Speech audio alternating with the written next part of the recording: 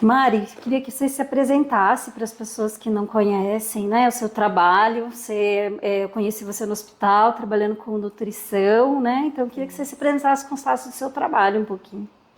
Então, eu sou Mariana, sou nutricionista, me formei há mais de 10 anos pela Unital, fiz pós-graduação em nutrição clínica e hospitalar, trabalhei um período com idosos, né, com o público idoso na saúde pública, e depois disso eu fui para a área hospitalar, fui para o Hospital Vivale, ali fiquei quase 5 anos, tive bastante experiência com terapia nutricional interal, parenteral, mas o maior foco ali foi também os pacientes oncológicos, em cuidados paliativos, também atendi muito o público idoso e estive ali nesse período. Agora que eu estou voltando para a área de consultório, para fazer algo mais individualizado mesmo.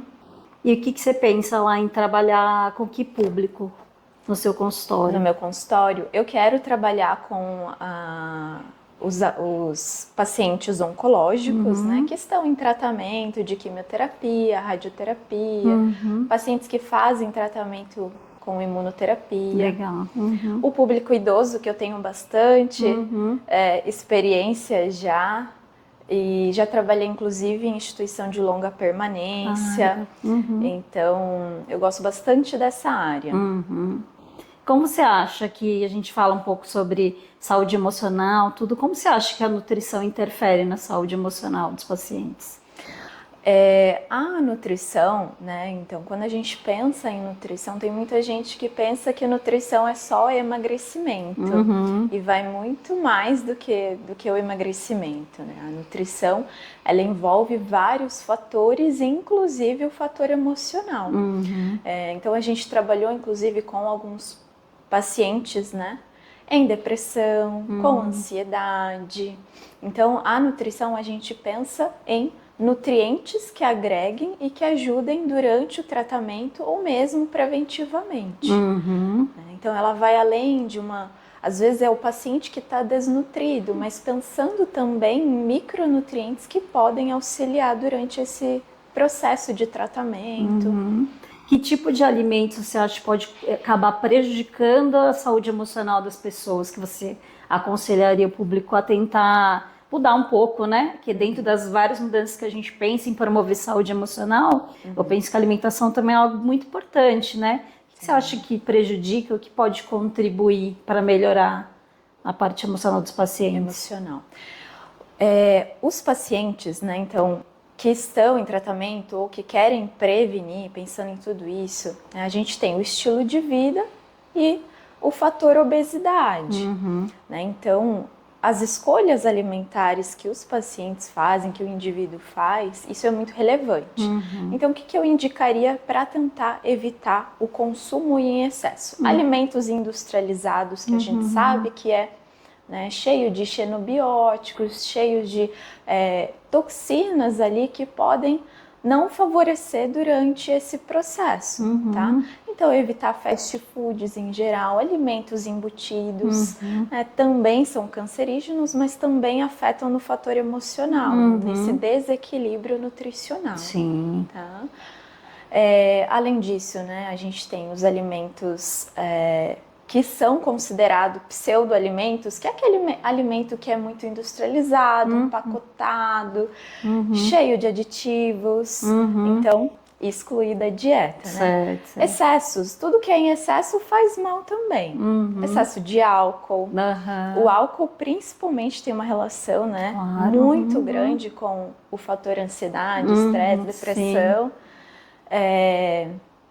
Bebidas alcoólicas em geral, cafeína também, ter um pouco mais de equilíbrio, preferir outras bebidas, aumentar o consumo de água, evitar refrigerantes, seria as minhas primeiras indicações, os primeiros conselhos que eu daria.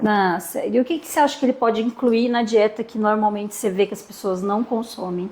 Que tipo de nutriente você acha importante, por exemplo? Por exemplo, Que é mais fácil, né? Às vezes até o acesso para as pessoas, né? Falar, ai, não, mas isso para mim é mais complicado conseguir, né? Mas às vezes tem coisas que a gente pode incluir na dieta diária que a gente nem usa e pode ser beneficiário, né, para eles. isso.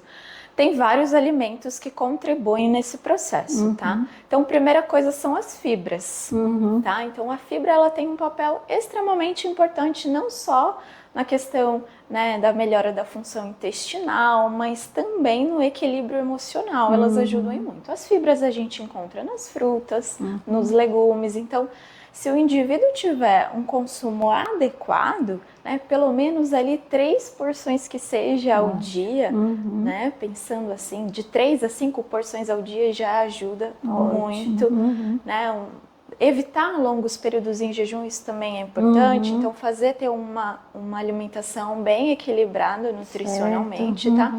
E claro que a gente tem alguns alimentos com nutrientes bem específicos, tá? Então, alimentos ricos em magnésio, zinco, vitamina C, tudo isso contribui. Então, por exemplo, a gente pode pensar aí, o farelo de aveia, a banana, canela, nozes, abacate, todos esses alimentos são fáceis de encontrar e que a gente pode incluir pelo menos uma vez ao dia, em algum momento do nosso dia. E é bom que é coisa que a gente pode transportar, né? Uma banana a gente pode transportar, nozes a gente consegue transportar, né? Canela a gente pode incluir numa bebida que a gente usa durante o dia no trabalho. Não é tão difícil, né? Não. Tem até uma receita que eu gosto bastante de passar para os pacientes, que ajuda bastante no controle da ansiedade, que é esquentar a banana, amassa a banana, esquenta, ou numa panela, ou no micro-ondas, coloca ali um pouco de aveia, um pouco de canela, para quem não é diabético pode até colocar um pouquinho de mel, então ali você tem uma opção de doce e além disso você vai ter os nutrientes para ajudar nesse controle do estresse, da ansiedade. Tá? Então é uma receitinha bem legal e bem fácil, bem prática. Né? Dá para levar no trabalho fazendo micro-ondas do trabalho, né? Que até uma fruta não precisa nem de faca, né? Dá para você usar com garfinho. Um garfo. Muito bom. E você tem alguma coisa que você acha bastante relevante, você queria contar sobre o seu trabalho, que você acha que é importante para né, aconselhar as pessoas, além da saúde mental, né? Relacionada ao seu trabalho atualmente? Tá. Como eu falei, o estilo de vida é muito importante. Né? Então, a gente precisa se alimentar bem, mas a gente também precisa estar atento aos outros sinais, né? Ao nosso estilo de vida como um todo. Né? Então, pensar em atividade física, que é extremamente importante, né? Durante o tratamento e pensando também em prevenção. Então, inclusive, outra coisa que eu lembrei foi a respeito da vitamina D, porque já tem vários estudos falando da importância da vitamina D também na prevenção das doenças neurodegenerativas, também associado com a questão de ansiedade, fatores emocionais, né? Então, primeira coisa, né, é a exposição ao sol, por isso que o estilo de vida do indivíduo é importante a gente lembrar, tem que seja ali 15, 20 minutinhos de exposição. A alimentação, ela também é importante, tá? Junto com a suplementação. Mas antes de pensar em suplementação, pensar na alimentação. Então, quais os alimentos eu devo incluir? Lembrar aí dos alimentos de fonte animal. Leite, queijo, peixes, carnes, ovos. Tá? Então, as proteínas, lembrar disso, de incluir as proteínas na alimentação para favorecer aí o aumento dessa vitamina no nosso corpo. E claro, pensar numa suplementação, num acompanhamento mais individualizado, né, com um profissional. E eu também atendo muitos idosos, né, que tem diversos quadros, assim, desde ansiedade e depressão, que é muito comum em idoso, né, até pela diminuição da disponibilidade física, da diminuição também do trabalho, vai ficando mais abatido, mais paradinho em casa, até os quadros aí que evoluem, que é questões demenciais também, né? Que é o teu público, né, de idosos, assim, o que você recomenda para esse tipo de público? Como que é esse trabalho que se pode desempenhar com esse tipo de paciente? O paciente idoso, né, o público idoso, ele requer realmente mais atenção justamente por conta desses fatores, fator emocional, né, o desenvolvimento dessas doenças neurodegenerativas. Então, é importante lembrar aí de uma alimentação saudável, uma alimentação equilibrada. Então, o idoso, na maioria das vezes, ele diminui o apetite, diminui o paladar. A água também, né? Tem menos sede, né? Ele acaba ficando, consequentemente, desidratado, né? Então, esse acompanhamento, o aconselhamento, ele é importante, né? Com todos esses profissionais, né? Então, a orientação nossa, geralmente, é fazer alguma atividade física, alguma coisa que dê prazer a ele, né? Então, às vezes, ele para de trabalhar mesmo. Então, o que ele pode incluir aí no lugar? Né? Às vezes, a família também pode auxiliar de alguma forma. Ou mesmo aqueles que moram junto com esse idoso, né? Se ele não morar sozinho, também ajudar na questão dos alimentos, na preparação ali adequada para ele. Né? Então, tudo isso vai ajudar. Ajudar, né? E, bom, a gente que tem essa vida corrida também e vive aconselhando as pessoas sobre melhorar a qualidade de vida, a minha ideia nesse quadrinho é a gente poder falar a respeito de como melhorar a qualidade de vida da gente também, que corre, tem muita atividade, né? E que tá sempre pensando muito no cuidado dos outros e tem pouco autocuidado, né? Daí uma outra pessoa sempre vem me falar assim nas consultas, puxa, mas eu não tenho tempo, meu tempo é muito pequeno, né? Eu não consigo incluir, eu não consigo pensar em uma atividade que eu gosto de fazer, né? E a Mariana, ela dança, então eu queria que ela contasse um pouco sobre esse processo, né? Da dança, quando começou, sempre teve na sua vida, como que é esse processo, Mari? Tá. A dança, ela sempre fez parte de mim, né? Eu comecei a fazer balé, aula de balé, com 18 anos. E eu lembro que até quando eu comecei o balé, eu fazia aula com as menininhas pequenininhas. Mas isso não me impediu, porque Claro. né, eu gostava muito. Eu falei, também um estilo de vida, também é uma atividade física que vai favorecer. Sim. Né? Então foram anos aí, eu fiz balé até os meus 27, 28 anos, né? Então, logo depois que eu parei o balé, eu resolvi ir pro jazz. Ah, que legal. Fiz um pouquinho de jazz, fiz um pouquinho de contemporâneo, para não parar. Aí logo depois eu engravidei, aí por risco mesmo eu acabei dando uma pausa. Tentei equilibrar de outra forma, né? Incluindo a dança de alguma outra forma, mas isso sempre fez parte de mim e me ajudou muito também na questão do controle mesmo de ansiedade, porque na rotina, né, nossa, pesada de trabalho, né, naquela frenesi que nós ficamos, é importante também lembrar desses hábitos que vão auxiliar também nesse controle emocional. Claro. E tem você antes, né, da dança, daí teve você depois da dança que teve um período de gestação que teve que interromper, e você voltando para a dança. O que você acha que mudou nesse período em que você teve sua atividade, que além de física, ela também tem um gosto pessoal, né? Como que mudou você o antes e depois, assim? Da gravidez, da gestação, exato. né? Você teve que interromper, né? Daí é um tempo que você não faz esse trabalho com você, e depois você voltou. Como que foi essa mudança? O que você sentiu diferente? Assim, para mim que foi muito difícil da questão do puerpério, né? Então tem toda a questão também emocional, claro, né? Do puerpério. Mas quando eu voltei, eu vi o quanto isso fez falta realmente na minha vida, né? O quanto faz diferença na minha rotina. Porque a gente acaba se esquecendo mesmo da importância disso, do estilo de vida. Então hoje, voltando hoje para a dança, eu vejo que eu não posso parar, né? Então o parar para algumas pessoas é complicado realmente, porque né, envolve muitos pensamentos, muitos fatores emocionais que podem atrapalhar lá na frente, né? Então, um caso meu específico, depois qualquer coisa a gente corta isso.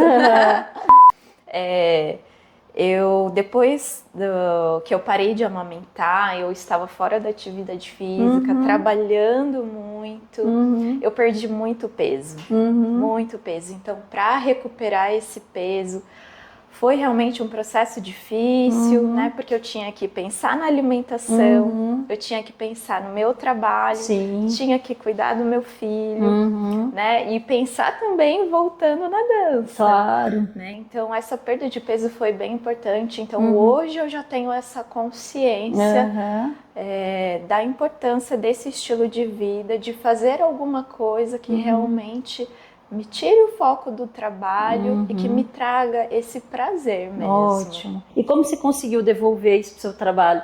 Porque agora tem o filho, tem o trabalho, né? Como é que você conseguiu encaixar na tua rotina? Que maneira que você fez isso de novo? Porque eu acho que a maior dificuldade que as pessoas me falam, não tenho tempo, não consigo voltar a fazer atividade. Eu era atleta antes, mas eu não consigo colocar mais minha atividade, né? Como que você encontra esse espaço? Como que você encontrou, né? Cada um acho que tem a sua forma. Como que você conseguiu incluir de volta? Primeira coisa, a gente precisa também ter uma rede de apoio, que é importante, mas a pessoa tem que querer. Sim. Né? A gente tem que querer fazer, querer ir atrás, buscar. Assim, que seja 30 minutinhos no seu dia que você consiga fazer alguma coisa, alguma atividade física, uma caminhada. Então, começar aos poucos. É igual eu oriento os meus pacientes. Né? Então, pensa aí começar, nem que seja 20 minutinhos todo dia. Né? Então tem toda a questão do querer. Eu tenho que querer, eu tenho que ir atrás, né? Buscar essa rede de apoio. Então ali eu tenho o meu esposo que me ajudou com o meu filho para eu poder retornar para a atividade, para a dança. Aprender a compartilhar, né? Senão fica a função mesmo só de uma pessoa em casa, né? Exato. De ser mãe e trabalhar. E daí como que ela inclui isso, né? Sem ter o apoio familiar, né? Ali, quando eu estava no hospital, realmente a rotina já era mais complexa, né? Então tinha um tempo menor realmente. Então ali eu tive que equilibrar a alimentação, me programar, fazer um cardápio.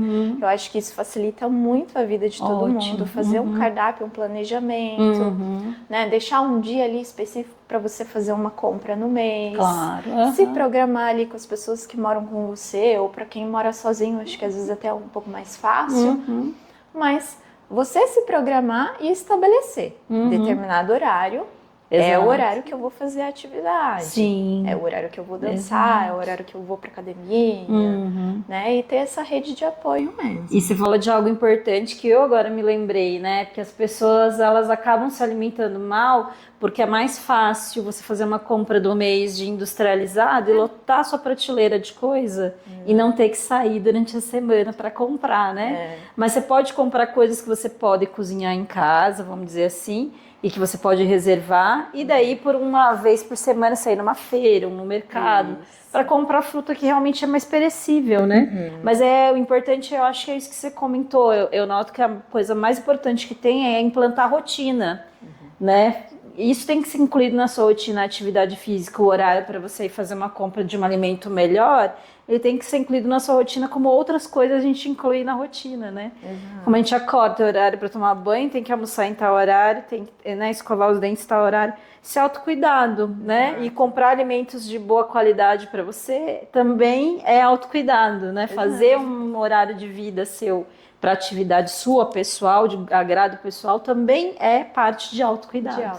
Que a gente descuida, né? E acho que é a primeira coisa que a gente acaba descuidando. Lembra de ir no salão fazer a unha, não sei. Mas não esquece de falar, puxa, mas eu não fiz nada para mim hoje, né? Fiquei ocupada com a minha função de mãe, com a minha função no trabalho e esqueci de mim de novo, fiquei por último, né? Então, quanto é importante as pessoas se buscarem de volta, né? E a questão do hábito também entra nesse autocuidado, na rotina. Então, tudo fazer aquilo café que da manhã é uma coisa que às vezes as pessoas deixaram de fazer, né? Já sai correndo pro trabalho, né? Porque não dá tempo, porque eu não me planejei. Exato, porque eu dormi tarde, que eu assisti série no dia que outro dia eu tenho certeza que eu tenho que estar cedo no trabalho, então eu não tomo café. Mas é esse horário que eu deixei de comer uma fibra, nesse horário eu deixei de comer uma proteína, né? deixei de tomar um suco de fruta, já vai me comprometer tudo, porque na hora do almoço eu vou comer mais excesso, vou comer mais carboidrato, né? Que daí as pessoas ficam com muita fome, né? Que daí tá faltando energia, então vai comer mais carboidrato, vai comer errado, né? Daí vai ficar com uma digestão lenta, uma metabolização lenta, vai ganhar peso. Ganha peso. Né? Então... Porque aí a tendência é comer mais à noite, à tarde, à noite, que na verdade deveria ser ao contrário. Sim. Aí tende a aumentar peso, né? E aí acaba desequilibrando, né? Como um todo, né? Sim, sim. Tá joia. Você acha que tem mais algum recado que você quer deixar para o público da gente? Onde as pessoas te encontram? Se você tem rede social sua, né? Para a gente acompanhar essas dicas de saúde que você tem? Bom, então para quem quiser me conhecer um pouco melhor, eu tenho um Instagram profissional, é o nutri.marianagodoy. Então estejam me acompanhando lá nas redes sigam sociais. ela lá. E a minha dica que eu quero deixar, né, para esse público, pensando em qualidade de vida, pensando em autocuidado, é fazer essa reflexão. Reflexão na parte alimentar, na parte emocional, estilo de vida, atividade física. Então, lembrar que tudo é um somatório. Sim. Né? Então, lembrar dos hábitos, precisa virar rotina. Claro, tem coisas que são rotinas, a rotina é importante. Né? Então hoje eu estou vivendo um novo momento na minha vida, né? Então eu saí da parte hospitalar justamente para dar um pouco mais de atenção para mim, para minha saúde também emocional, para o meu filho, né? Para minha família. E agora estabelecendo uma nova rotina aí e poder auxiliar os pacientes da melhor forma possível. Ótimo. Parabéns pelas tuas escolhas, né, Mari? Obrigada. Muito obrigada, viu? Pelo eu que agradeço, e pelas suas convite. dicas.